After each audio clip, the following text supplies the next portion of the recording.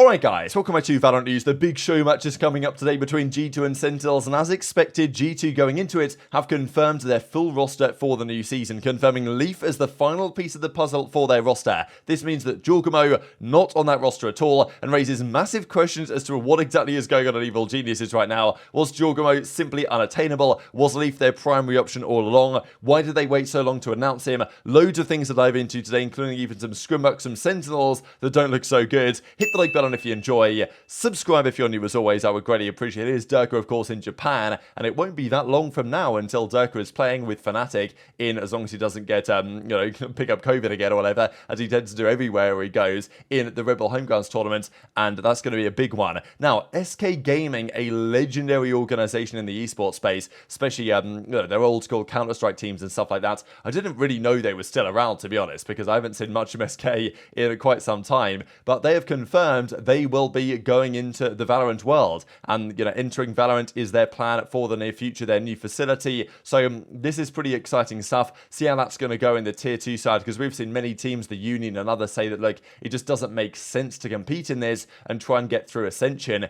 The money just doesn't add up, but SK think that it does, and it potentially could. So yeah, excited for the possibilities on this one. Rossi as well, former TSM player, confirms that he signed a deal. Don't really know where this is, to be honest, because obviously Flynn came up with the spreadsheets a while ago, but once things kind of got settled down, there hasn't been many rumors as to what's going on in tier 2. So gonna eagerly await where Rossi is officially signed to. There was one update though that was confirmed by the database, and that's Scary, of course, of Bleed Esports, one of their top performing theoretical players, has his contract extended. So his contract was ending in 2024, now it's ending 2025. So I'm not surprised that Bleed Esports are kind of upping the extensions on some of their players, because we know that Ye signed, I think, a 2-year deal up until 2025, so they've done the same for Scary. That team is going to be good on paper, and I'm really looking forward to how Bleed Esports get on in that region. They should be one of the better teams in the region for sure. Whether they can qualify for any internationals, that's kind of the next step, but got to remember that Bleed Esports technically only have 2 years here in the tier 1 scene. They qualified through Ascension, so they get demoted after 2 years. That's how the guest spot works.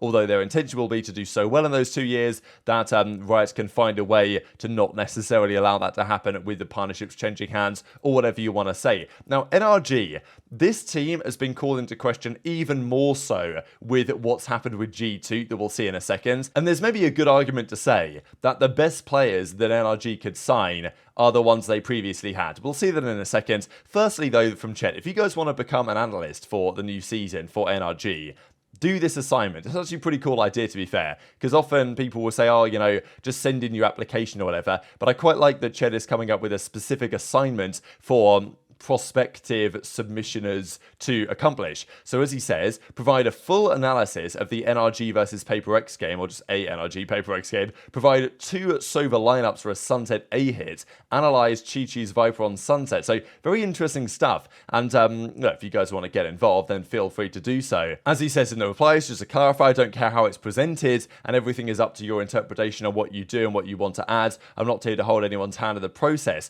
So, I guess you could do a written thing.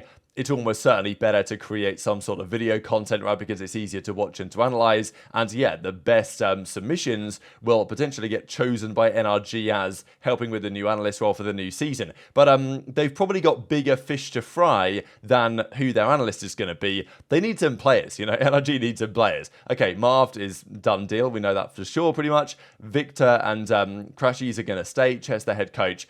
FNS and Som are gone. They're removed from the team, and they're going to do content for the near future, and they're getting frustrated with the state of ranked play. They want to have Tarek Pro City 10's return and stuff like this, so they can maybe enjoy their year slightly more.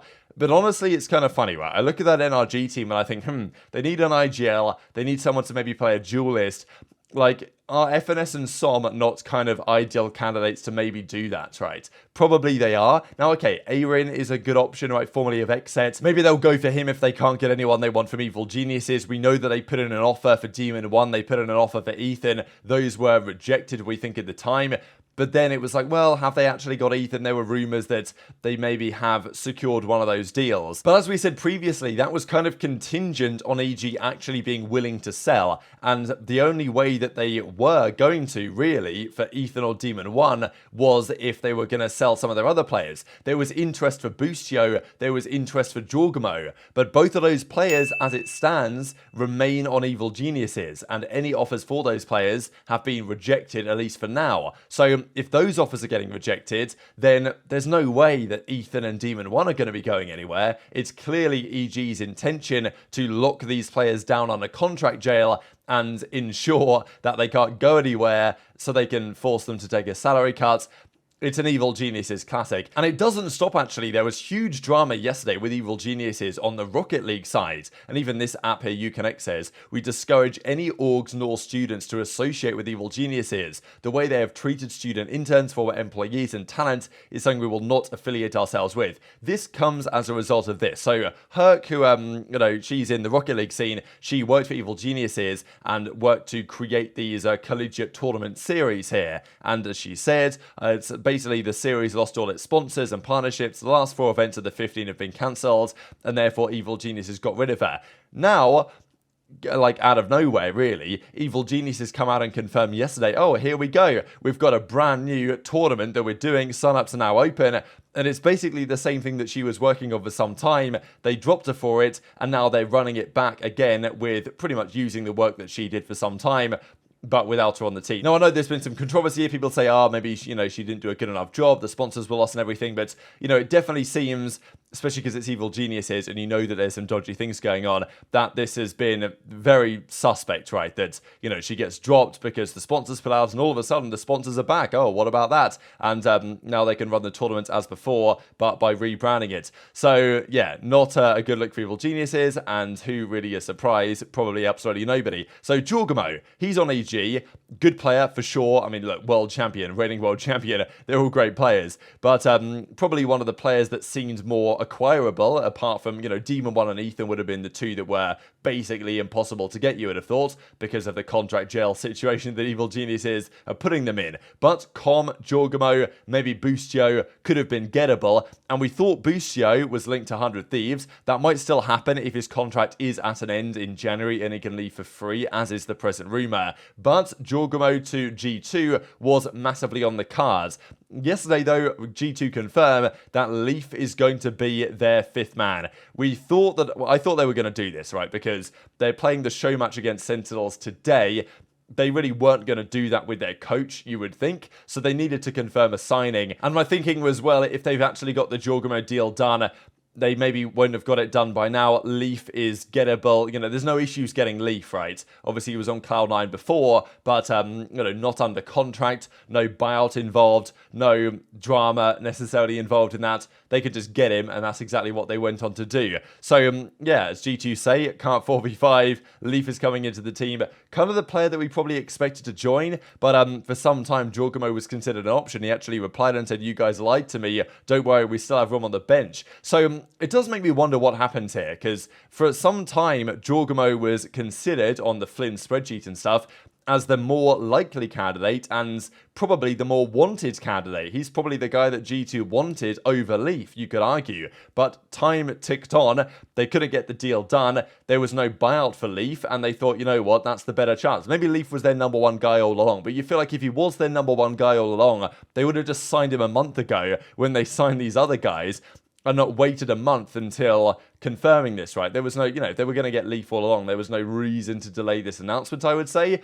Probably the reason why they've done it is because they were in conversations to get Jorgamo. That's not happened. So maybe Leaf was their backup option, and they've now had to go for that. Not a bad backup option at all. Great player at his peak. Had a somewhat underwhelming year, I've got to say, on Cloud9. But the year before, he was really good.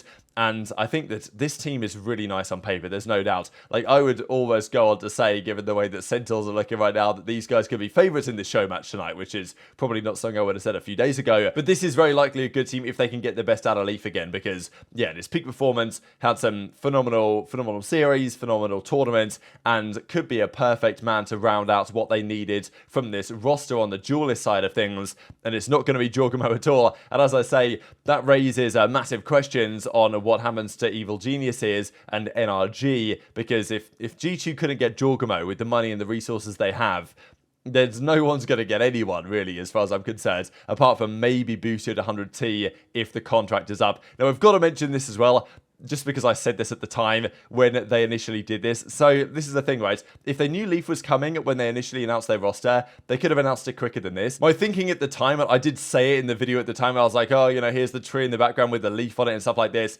So, you know, I thought that might have been intentional. But as I say, if they were trying to get Leaf in the team, they could have probably done it sooner than now. So I do wonder whether they were just having conversations with EG, and then they were like, all right, we'll just have these talks with EG, trying to get Jorgamo. If we can't, then, you know, in a month or so, we'll just lock in Leaf and we'll call it a day on what is going to be on paper a very nice roster indeed. And that sets ourselves up very nicely indeed for tonight's big show match. This is really the big one because, okay, look, Shopify played Moist Shopify, played up against Sentinels the other day, and they won that series. This is quite a big deal, and look, it's a show match, it doesn't mean that much, but G2 on paper should be pretty good. It's the guard team from last year that dominated Ascension pretty much, and Sentinels should be one of the best teams in the Americas, but aren't looking so good right now, and thankfully there is a full roster for G2 to play with the team they've intended probably for a little bit of time now. Just before we close out, I saw these floating around. Some, as is quite often the case, Scrimbucks emerging. We have Sentinels scrimming up against 100T. Now, we know that 100T have Nature for the time being, and they have EU for the time being. I'm pretty sure EU is going to be their permanent acquisition, and they were up 15-8 here, so they don't play to 13. They just play all of the rounds anyway when they play scrims. But, yeah, Sentinels down 8-15 in a scrim up against the new 100Ts, which is, like, 100T are usually very good at this time of the year, but given that Nature isn't necessarily going to be, he wasn't their number one choice again, Sentinels losing 8-15 is not maybe the best look for a team that was winning a lot of scrims not that long ago. So very much enjoyed your thoughts in the comments below. Hit the like button if you enjoyed, subscribe if you're new, take care, and I'll see you next time.